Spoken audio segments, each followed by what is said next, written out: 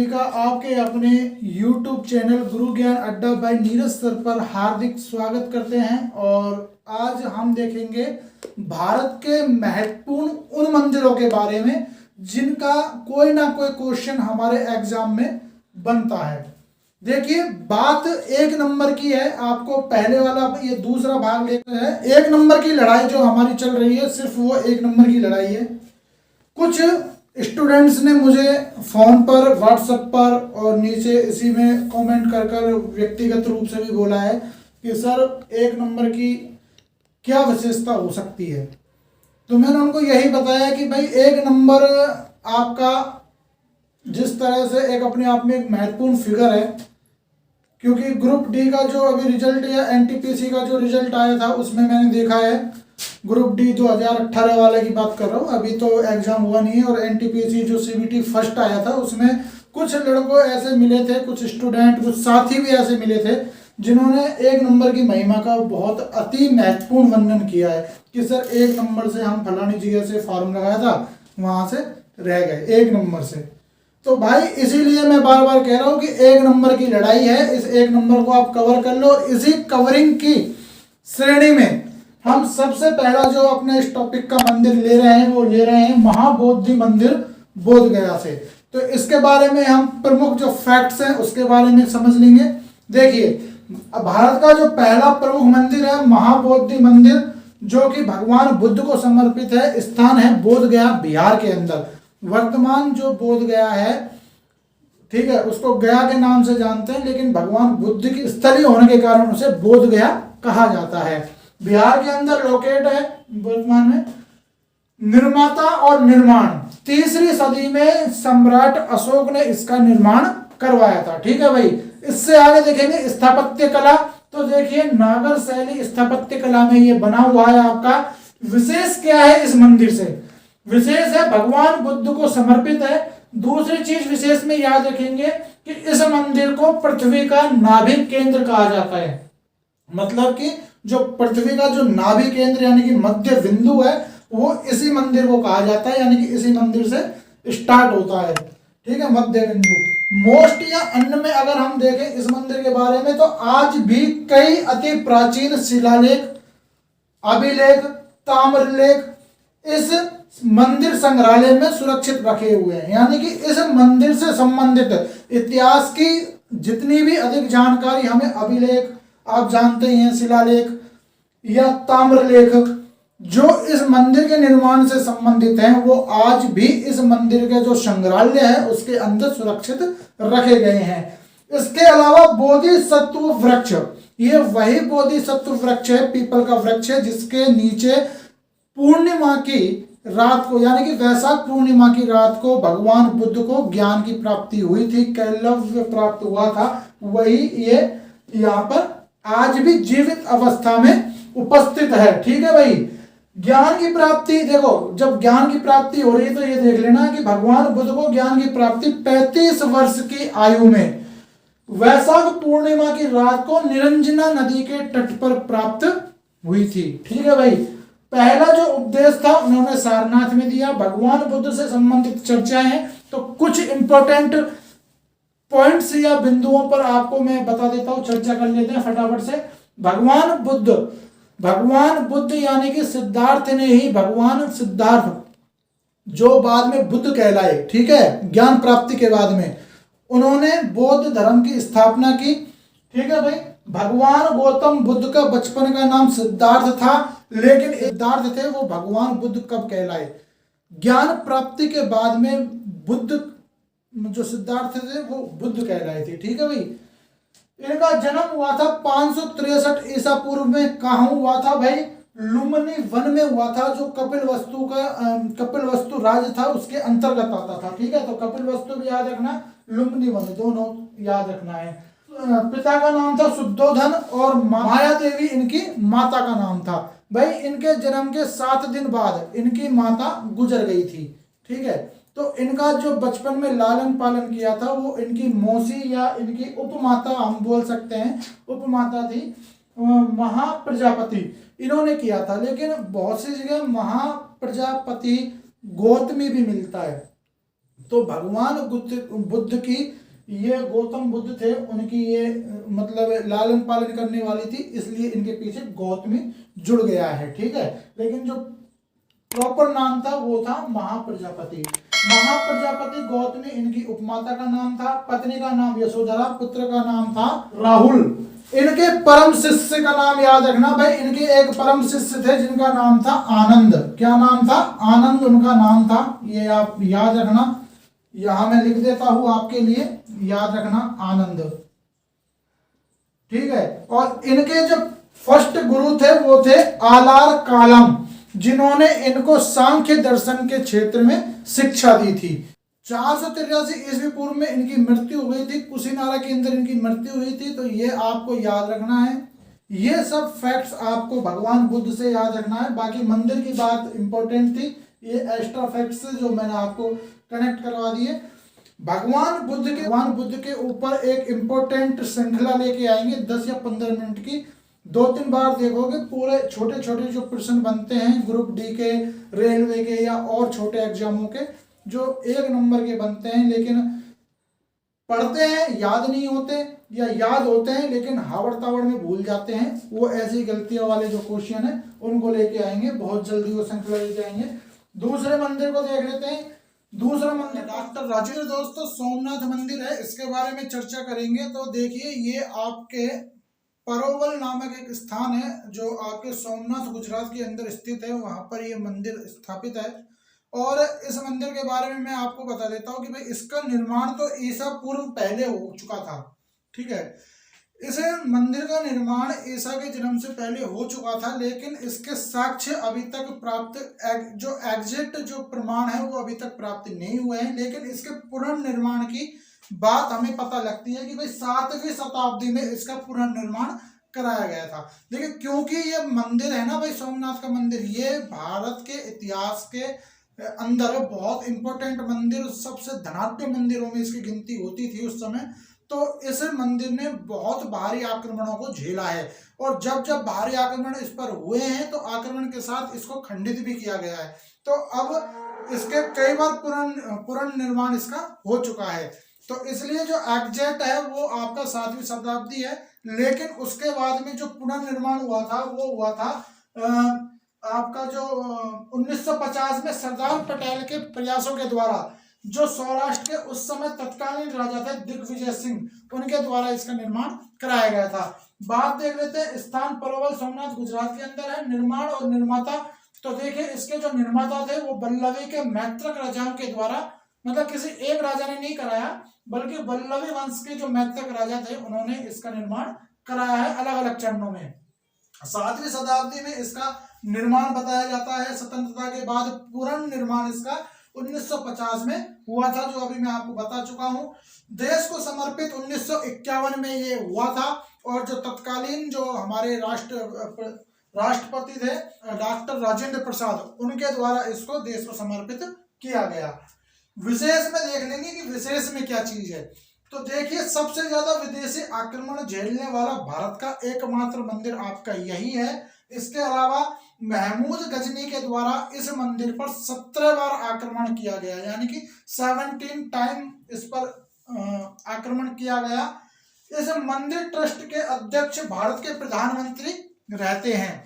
तो सबसे पहले जो इस मंदिर के ट्रस्ट के अध्यक्ष रहे थे वो रहे थे आपके प्रधानमंत्री सर मोरारजी देसाई, और उसके बाद में दूसरे इस ट्रस्ट के अध्यक्ष बनने वाले प्रधानमंत्री हैं प्रधानमंत्री नरेंद्र मोदी।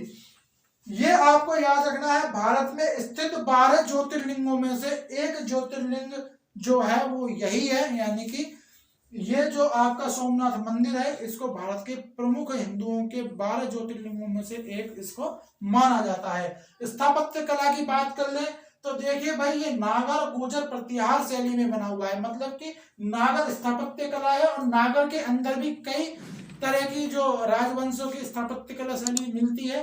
तो उसमें गुर्जर प्रतिहार राजाओं की जो स्थापत्य कला है उसमें ये डिजाइन किया गया था। इसके अलावा इसका निर्माण की बात कर लेते हैं। तो देखिए, ये लाल पत्थर का बना हुआ है, ठीक है। कहीं कहीं पर इस पर काले बलुआ पत्थर का भी प्रयोग किया गया है, ज्यादातर लाल बलुआ पत्थर से ये निर्मित है, ये आप ध्यान रखेंगे। इस मंदिर के बारे में। बाकी अगला देखते हैं। खजुराहो बहुत फेमस मंदिर है, एक मंदिर नहीं है खजुराहो में, ये एक मंदिर श्रृंखला यानी कि श्रेणी है कई मंदिरों की।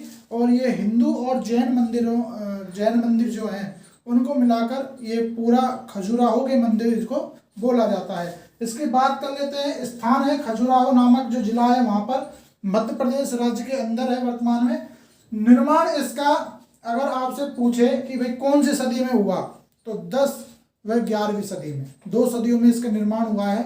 लेकिन आपसे पूछ ले कि किस सन से किस सन तक हुआ, तो भाई 950 ईस्वी सन से 1050 ईस्वी सन के बीच में इसका निर्माण हुआ है। और अलग अलग चंदेल राजाओं ने इसका निर्माण कराया है। निर्माता इसके चंदेल एम्पायर्स थे यानी कि चंदेल शासक थे।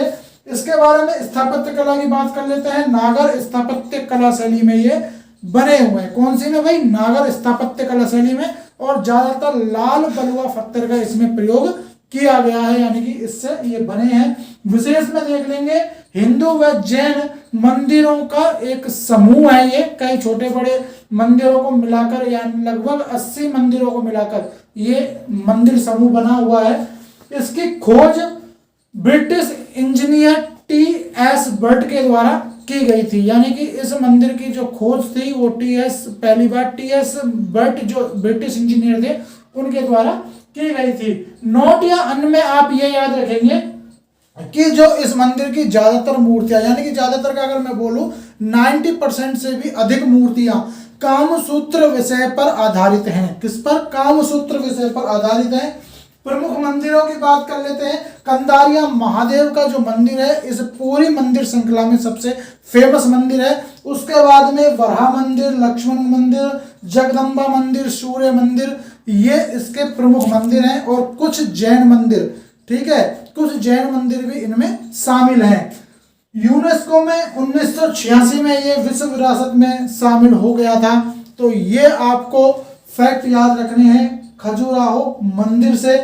इसी के साथ अधिक से अधिक आप अपनी इस क्लास को लाइक कीजिए, अपने दोस्तों में शेयर कीजिए और हो सके तो कमेंट जरूर कीजिए नीचे। कमेंट, आपका जो कमेंट होता है वो हमारे लिए मार्गदर्शक का काम करता है। एक बात कहना चाहूँगा बीच में, मेरे कुछ स्टूडेंट्स हैं वो ये कहते हैं कि सर आपको ये याद कैसे हो जाता है, हमें तो याद होता नहीं है, आप कैसे याद कर लेते हो, कैसे पढ़ा लेते हो, हमें तो सर याद होता नहीं है। मैंने उनसे पूछा भाई कितनी देर तक याद करते हो, तो यूँ कहा सर हम तो 1-2 बार ही देखते हैं। भाई 1-2 बार से तो मोहब्बत भी नहीं होती, ठीक है। तो ये तो आपको जिंदगी की मोहब्बत है, रियल लाइफ में मोहब्बत भी नहीं होती 1-2 बार आंखों से आंख मिलाने से, ये तो पूरी जिंदगी की मोहब्बत है। भाई किताबों से मोहब्बत करो, इसको प्रेमिका बनाकर करो, इसको पढ़ो, प्रेम की तरह पूजो, तब याद होगा, तब आपको कुछ लगेगा कि हाँ। तो इसी बात पे मुझे कुछ याद आ रहा है कि जो धड़कन बढ़ाए वो साज हो तुम, बिन छुए असमाए वो राज हो तुम। तो इसको अपना राज बनाओ भाई, पढ़ाई को ऐसे याद नहीं होगी। तुमको लिखने से कागज महकने लगे, कि कहा है कि तुमको लिखने से कागज महकने लगे, चंद खुशबू से भीगे अल्फाज हो तुम। तो भाई जब किताब में लिखते हो ना तो इस कदर से लिखो कि किसी प्रेमिका को लव लेटर लिख रहे हो, तुरंत याद हो जाएगा। यही सबसे बड़ा फंडा है याद करने का, दिमाग में रखने का, ठीक है। बाकी अगला देख लेते हैं कौन सा है हमारा मंदिर है आपका, मोढेरा का सूर्य मंदिर। इसके बारे में बात कर लेते हैं। मोढेरा गुजरात के अंदर ये स्थित है मित्रों। और इसी के साथ 1026 ईस्वी में इसका निर्माण कराया गया था। राजा भीमदेव फर्स्ट यानी कि प्रथम थे, उनके द्वारा इसका निर्माण 1026 में कराया गया। स्थापत्य की बात कर लेते हैं। बेसर स्थापत्य शैली में है और लाल रंग के पत्थर का इसमें उपयोग किया गया है। विशेष में आपको देख लेना है कि भाई ये जो मंदिर है ये सूर्य भगवान को समर्पित है और एक तरीके से हिंदू मंदिर है ये, ठीक है। तो इम्पोर्टेंट मंदिर है। सूर्य मंदिरों में इसको पूछा गया है। एक आपका कोणार्क का जो सूर्य मंदिर है वो तो पूछा ही जाता है, इसको अभी रिसेंटली कुछ एग्जामों में पूछा गया है, तो इसलिए मुझे लगा कि आपको बता देना ज़्यादा बेहतर है, तो मैंने इसको शामिल कर लिया क्योंकि अब ये पूछे जाने लगा है। तो मोढेरा का सूर्य मंदिर, इसको आप अच्छे से याद कर लेना, ज़्यादा है नहीं, डीप थोड़ा ही है। अगला मंदिर के बारे में बात कर लेते हैं दोस्तों। आपका अगला मंदिर है 64 योगिनी मंदिर, स्थान मुरैना, मतावली गांव में। मुरैना के अंदर एक मतावली गांव है, वहां पर ये स्थित है, मध्य प्रदेश। वर्तमान में आपको ये देखने को मिलता है। निर्माण की बात कर लेते हैं। 1323 ईस्वी में इसका निर्माण किया गया था, और निर्माण किया किसने था? कच्छप राजा देवपाल ने, जो गुर्जर प्रतिहार वंशीय राजा थे। स्थापत्य कला की बात कर लेते हैं। पीले बलुए पत्थर का इसमें प्रयोग किया गया है, और वृत्तीय आधार पर ये मंदिर बना हुआ है। यानी कि वृत्तीय आधार है, उस पर यह मंदिर वृत्तीय आकार में बना हुआ है। विशेष में देख लीजिए, भगवान शिव को समर्पित ये मंदिर है। तांत्रिक विद्या की यूनिवर्सिटी बोला जाता है, क्योंकि यहाँ पर तांत्रिक विद्या के जो साधक होते थे वो अपने तांत्रिक विद्याओं को बल देने के लिए यहाँ भगवान शिव को खुश करने के लिए, तपस्या करने के लिए आते थे। और यहाँ पर तांत्रिक विद्या को इसीलिए इसे यूनिवर्सिटी या विश्वविद्यालय बोला जाता है। इसके बाद में अगर आप इस मंदिर के बारे में अगर मैं आपको बताऊं, तो आप इसको जब दूर से देखते हैं तो ये आपको एक उड़न तस्त्री की भांति दिखाई देता है। ये थी इसकी विशेष में कुछ खासियत, नोट में आप याद कर सकते हैं। यह मंदिर भारत के वर्तमान 64 योगिनी जो मंदिर है, उन योगिनी मंदिरों में से एक है। 64 योगिनी मंदिर और योगिनी मंदिर अलग अलग है। 64 योगिनी मंदिर आपका ये है, जबकि योगिनी मंदिरों में से ये आपका प्रमुख मंदिर है। ठीक है भाई। इसके अलावा आपको मैं बता दूं कि जो आपके योगिनी मंदिर हैं वो कहाँ कहाँ हैं। तो वर्तमान में अच्छे स्वरूप में जो देखने को मिलते हैं, 2 उड़ीसा के अंदर और 2 मध्य प्रदेश के अंदर, जो एक हम ये पढ़ ही रहे हैं। इसके साथ इस मंदिर में 64 छोटे छोटे कमरे नुमा मंदिर थे, जिनमें 64 शिवलिंग इसमें मौजूद थे। इस मंदिर को एकेतेश्वर महादेव मंदिर भी बोला जाता है, ये आपको याद रखना है। भ्रांति क्या है, क्यों इंपॉर्टेंट मंदिर है? क्योंकि ऐसा बताया जाता है कि जब नई दिल्ली की स्थापना हो रही थी तो सर लुटियंस ने जो संसद भवन का डिजाइन था वो यहीं से लिया था, लेकिन ऐसी भ्रांति है, प्रमाणिक कहीं नहीं है, लिखा हुआ कहीं नहीं मिलता।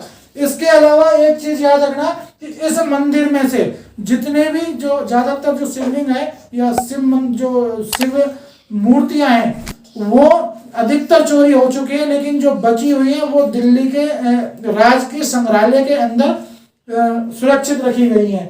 तो आप जब इस मंदिर को देखने जाते हैं तो बहुत अच्छे से घूमिएगा, लेकिन रात को रुकेगा नहीं, क्योंकि ये भी एक भ्रांति है कि संध्या के टाइम में या रात्रिकालीन सूर्यास्त के बाद यहाँ कोई नहीं रुक सकता, क्योंकि आपको जैसा कि मैंने पढ़ाया है कि तांत्रिक विद्या से संबंधित है, तो ये जगह थोड़ी डेंजरस मानी जाती है। यानी कि हिंदुस्तान में भूत प्रेत जो होते हैं, ऐसी अफवाहें होती हैं, उससे संबंधित ये जगह मानी जाती है।